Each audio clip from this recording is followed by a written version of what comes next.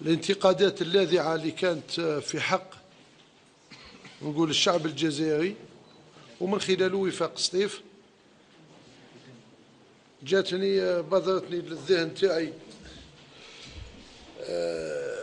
البيت اللي قالوا العلامة عبد الحميد بن باديس رحمه الله ومن خلاله كل علماء الجزائر: شعب الجزائري مسلم وإلى العروبة ينتسب، من قال حاد عن أصله أو قال مات فقد كذب.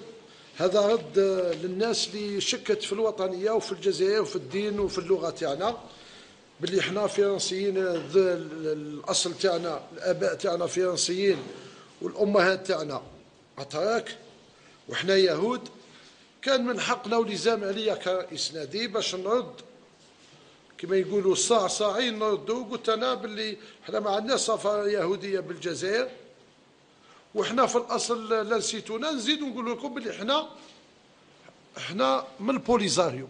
هذا هو الجواب الشافي والكافي اللي مديته للمسؤول تاعهم. قلت له احنا من البوليزاريو.